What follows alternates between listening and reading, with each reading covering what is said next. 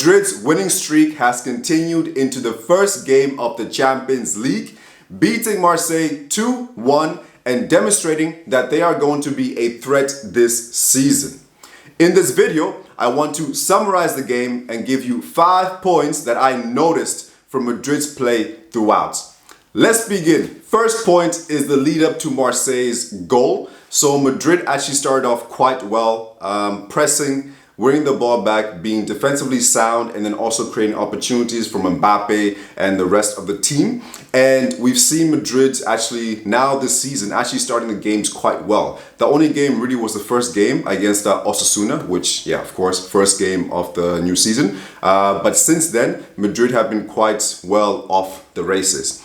And we were in the game, we were in control, defensively sound, making those doing those pressing triggers and creating those chances. And leading up to the goal, I think maybe the 3-4 minutes before the goal, Marseille were slowly getting back into it, right? They were finding those pockets and being able to actually beat our press a little bit, even though Madrid was still in control.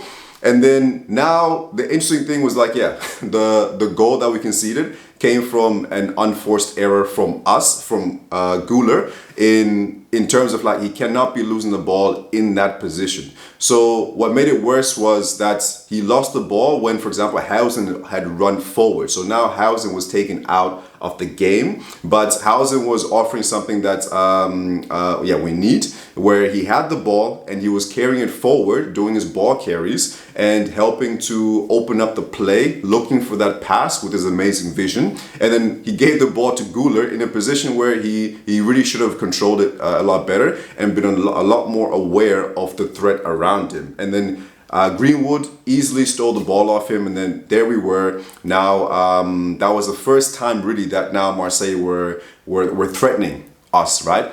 So Güler making the mistake, not great, and putting us in a very vulnerable position. And on top of that, I think as well, the response from Tchouaméni and Valverde, I think could have been a lot more faster because they're really slow on reacting to Güler losing the ball. And on top of that, maybe not even anticipating that this could happen, right? Especially after Huijsen had also run forward. So Huijsen was completely out of the game, right?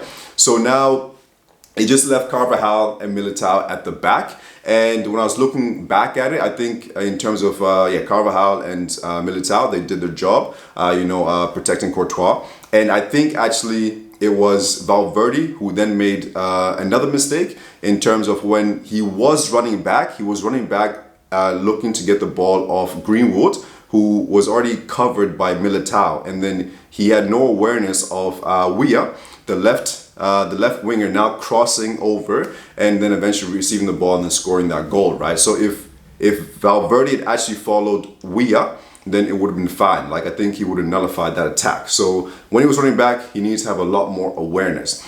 But it was also interesting as well in terms of Güler, because this season we've actually seen Güler playing more in the third half and not being given the responsibility of building up Madrid's play like we saw in the Club World Cup. But at the start of this game, before the goal, you actually saw him dropping back and actually helping to build up the play, which is something that we haven't seen this season so far in La Liga, right? So this is probably maybe his drawback when he does drop in those positions, losing the ball quite cheaply. And yeah, this could be, one is a lack of awareness. 2 is also going to be a lack of physicality. You know, he's not able to protect the ball and to ward off players in that deep position. It's too much for risk, you know. So in those deep positions, maybe, it really is vulnerable for the team to have him there. But he definitely can help with building up the play. But I think we've seen that he is a lot more effective in the final third, being the link from our defense, midfield, and then passing the ball into Güler, and then Güler being able now to do quick passes to Mbappe or Vini or Rodrygo or whoever, right? So we saw that before the first goal, he was playing in that deep position, but then after he made that mistake, he was now back in that forward position in the opponent's half, right? And we didn't see him dropping back. And as well, his response to making that mistake could have been better because, you make mistakes, but then you try to nullify it. So I think throughout the game, he wasn't as effective anymore. He still had some nice link-up plays. There was a nice ball from like I think Huijsen into Güler, and then Güler to Mbappe. I think just before like the final whistle or the first half ended. And amazing play. So that's what he is good at, and that's what he can offer us. So I think we needed a little bit more of that in this game. If you're enjoying this analysis, make sure to hit that subscribe button, and then this channel will be able to grow, and I'll be able to give you a lot more video and a lot more analysis on our team Real Madrid. Second point, we're going to discuss the 2 penalty goals that we scored. So today we didn't score from open play, but we did create chances. Mbappe had some good chances at the beginning of the match. We had some good chances from also set pieces from corners. There was actually a beautiful one from Güler into Carvajal, and then Carvajal like sweeped it across the goal line, but nobody tapped it in. Vini and Huijsen were close by, but yeah, they weren't aware and acute of the ball coming in. But yes, so the 2 goals we actually scored came from penalties. It actually came from our wingers. In the first half, it came from Rodrygo beating his player, showing some good dribbling. You know, that's what we need more of, right? Him making the right decision when to dribble and when not to dribble. So this actually happened that when Marseille scored their first goal, I think the team responded quite well, and I think Rodrygo also in that 10-minute period responded quite well, because we saw him doing some nice dribbles. There was one before where he beat his player, but then unfortunately there was nobody in support with him to pass the ball in the box. One before that we did another dribble and he passed it, but I think it was to Mbappe or Güler or something, but nothing came out from it. But yeah, overall him winning the ball and showing his ability in bits and pieces in this game. And then later on in the second half, we then have Vini coming in, you know, and also in that period where he was a lot more effective on the counter and causing some trouble here and there, beating his players here and there, and then getting us the penalty. The penalty for Vini, like I thought was a bit harsh. In fairness, I'm like, yeah, I don't know where the defender's honestly meant to put his arm. So I wouldn't like that against Real Madrid, and yeah, I don't like it when it's against other teams either, right? So, but anyway, it came from our 2 wingers, and the thing I've noticed this season with our wingers. So right now, for example, it's either we have Vini, Mastantuono, or Brahim, or maybe it's Rodrygo, Mastantuono, and Brahim. So we're now interchanging, and it seems on that left it's decision between Vini or Rodrygo. So everybody wanted to see Rodrygo on the left, and now it's been given the opportunity to play on the left, so there, you know. And then now on the right we have Brahim, and then Mastantuono swapping it out, right? And then now Bellingham coming back quick from his shoulder injury, really quick. I think like 4 or 5 weeks or something ahead of schedule. But yeah, he'll also be obviously that's going to be his position eventually. But yeah, so now what we're actually seeing is that now our wingers, we're not going to see them, not maybe in this first few months anyway. Maybe later on later on in the season, or yeah, later on in the season, because now we're really focusing on our defensive abilities and the team playing better as a whole. So now, for example, you're not seeing our wingers being as involved, or not involved, as they're not dribbling as much, you know, they're not dribbling as much as they, in comparison to last season or previous seasons. Last season they were dribbling, but unsuccessful dribbles. But what you're seeing is that now actually they're doing something that I wanted them to do for a very long time, or since last season, where they are now actually, they've now actually sacrificed their play, in the sense they've sacrificed their play doing less dribbles, and now they're actually getting the ball and they're looking for Mbappe, right? They are pressing, they're helping out the team. Like, it's crazy when I see this Madrid so far in comparison to last year, and how we are such a better team, such a better team. Like, there's no, I don't think there's debates about that. When you see Mbappe pressing the goalkeeper Rulli and constantly running and being involved in the press, when you see Vini, Rodrygo, when you see our wingers, everyone putting in a shift, you know, this is how champions perform. You need to be good defensively, and you need to be good in terms of attack as well. And we are literally seeing that in this Madrid team, still developing as well. So now Yes, there's a lot of criticism on our wingers right now. Brahim had a terrible game against Real Sociedad. Like he didn't even show up that game. Masante Ono still getting into it, but playing bit by bit. You can see the quality. You can see the potential. You can see what he has, but then the quality is still a little bit rough. You know, still a little bit raw. You know, but that's gonna be ironed out in the coming period. But then you're seeing Rodrygo, you're seeing Vinny helping out the team, pressing, being involved, and then now trying to be that link and moving the ball quickly. So the team is going to improve, and we are better off for this sacrifice that's coming from mainly the Vinny and Rodrygo, right? So we definitely are going to see a different Madrid team, and we are seeing a different Madrid team now. But we might see in the second half of the season that we will see Rodrygo, we will see Vinny playing like superstars, you know, showing us those amazing dribbles and scoring those amazing goals. But for now, the team is playing better and the team is winning, so we keep doing that, right? So third thing is now another red card, you know, in quick succession. We had Huijsen getting a red card on the weekend, and then now we had Carvajal, our captain, making a silly decision and getting a red card. It's football, man. It's ridiculous when players go down like that. But hey, the rule is the rule. So, and Carvajal is experienced. He knows this. So why even put yourself in that situation anyway? So Carvajal made a mistake. The referee had to make that decision. So he was sent off. Boom, done, right? What I want to focus on is actually how Madrid responded. So they actually bounced back, you know, and this happened against Real Sociedad as well. Well, we got that red card in that first half against Real Sociedad, and we actually played better and we scored our goal, right?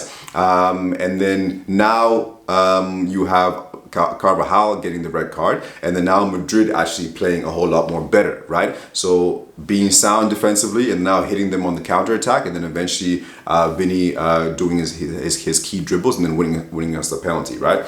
So this is once again resiliency from Madrid, being able to bounce back and being able to beat teams in many different scenarios. They have many different ways to attack, and there are many different ways to beat teams. So this is honestly good to see. And then on top of that, yeah, Carvajal getting the red card. He was in because Trent got an injury at the start of the game, and then Carvajal coming in. So now with Carvajal and Militao, I'm just a little bit worried in how many minutes they're already playing at the start of the season. So Militao has played every game besides one. So yeah, he's played 4 games. And he's played 4 games. And then Carvajal, switching with Trent, but now Trent is out a little bit, and then so Carvajal coming in. So ideally, I would like to see them being rested a little bit more, because the season is just going to get tougher and tougher and tougher. And then we have Rodrygo already out, and this is also another thing as well. I was saying in the summer, we do not have enough central defenders. Our defense is still vulnerable because we get one injury, Rodrygo, and then now things look a little bit shaky, you know. And in the summer, I was like, okay, we need to get another central defender because the fitness of our defensive line is not reliable. Militao, Carvajal, mainly those two, right? And then now Rodrygo normally is fit, so this is actually the first time he's actually been out this long for Real Madrid. But I was not confident with our back line in terms of fitness, and then in terms of form, Asensio. But getting rid of the Club World Cup this season, when he's come on, he's actually done the job. So he's back. I think he's slowly coming back to the level we saw him last season, right? Slowly building up that confidence. But Carvajal playing too much, and Militao I think is playing too much as well, right? I also forgot Alaba. Alaba fitness not great. So we're gonna have to see how things develop, and I think one of the reasons why I think Carvajal in this game struggled a lot against their left winger, Weah. He struggled a lot, and I think because he played that game against Real Sociedad, and he's still gaining his fitness, right? Militao seems to be okay in terms of fitness, but he still needs to be rested, you know. Militao is fit in terms of playing the full 90, yes, but he still needs to be rested in between these games to make sure he doesn't get any knocks or aches, all right? And then, yeah, Carvajal struggling a lot against Weah. Carreras, I think, played well again. We are seeing his defensive abilities when it comes to pressing, when it comes to headers, when it comes to, yeah, just being a solid defender. And then also when it comes to also now running and being that option, and his ball carries as well, right? So when he goes forward, it seems like he's a little bit more on the inside channel as opposed to overlapping Rodrygo or Vini. And that role kind of is left for Vini or Rodrygo to be out there in the wing. And then if anything, I think Mbappe is the one who actually kind of comes and sometimes swap and does some overlapping. But when Carreras is running forward, it seems like he's actually coming a little bit more on the inside channel. If you're enjoying this video and the analysis on Real Madrid's performance, make sure to hit that subscribe button, and then I will be able to make you more and more videos. Point number 4. As you can see, guys, Madrid is becoming a better team. Like, if you have been watching Madrid since the game against Osasuna, you are seeing each game, each player getting better and better, the team performing better and better. You know, you're seeing Mbappe killing it, right? Mbappe is looking dangerous. Like, that first penalty is like, boom, goal. Like, no worries, man. I know Mbappe is going to score it. That second goal, I was a little bit like worried a little bit, because I was like, it wasn't really earned, you know. Well, it was, no, yeah, it wasn't a penalty, so I was a little bit, you know, karma might come back, you know. But he scored the goal, so that's 2 goals now, like, and he's off. Teams are gonna find it very hard, and they're already finding it hard to stop Mbappe, because now he's developed a lot more into his game. But what I want to focus on is actually Huijsen and Güler. So I keep on bringing up Güler in my videos because it's almost like he's yeah, like he's involved in the good things about Madrid, and he's also involved in the bad things about Madrid, right? So we've just mentioned the bad things at the beginning of this video, him losing the ball, right? In that vulnerable position. But let's mention the good things, and I want to focus on, yeah, Huijsen, the link and the relationship between Huijsen and Güler. So with our 2 center backs in this game, you have Huijsen being almost like the yeah, he has the responsibility of carrying the ball and feeding our midfield and feeding our attack. So he has that vision and he has that ability to find those passes, and he was finding those passes quite a bit to Güler. So Güler getting the pockets, helping Madrid, and then helping us to beat Marseille's press, you know, and that comes from Huijsen's vision, and that comes from his ability to find Güler and to find players, right?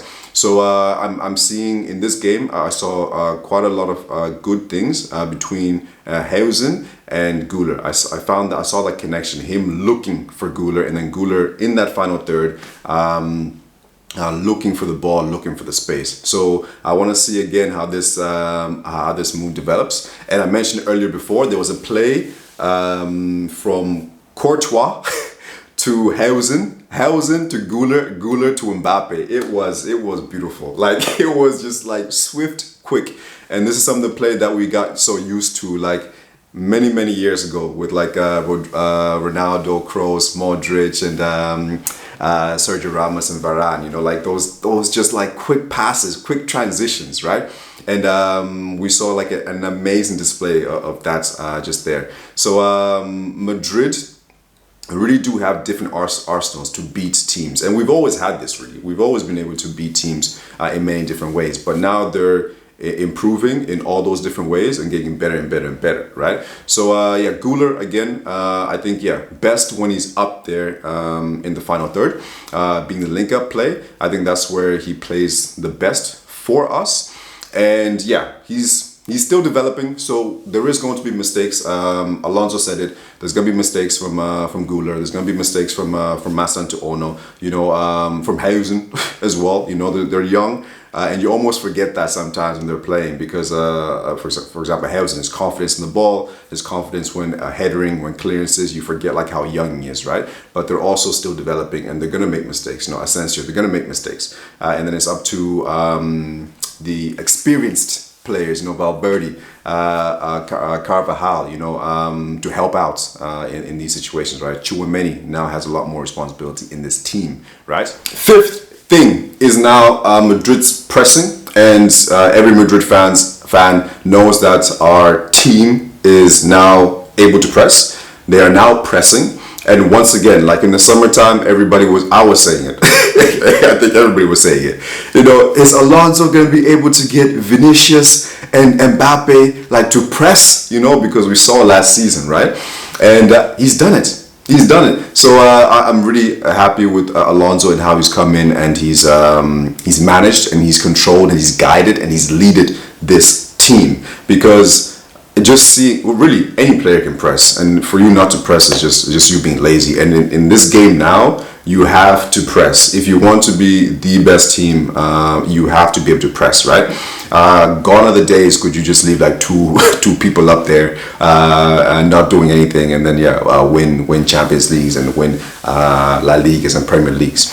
If you want to be a top elite team, you have to press. And now seeing Mbappe, seeing Vini, Rodrygo has always pressed. So seeing mainly those two helping out and helping out like fully, you know, like fully committed. It's not like a lackluster, like lazy pressing. No, it's really involved and it's really tactical. Every player really now knows what they need to do, and they're just gonna get more and more understanding, right?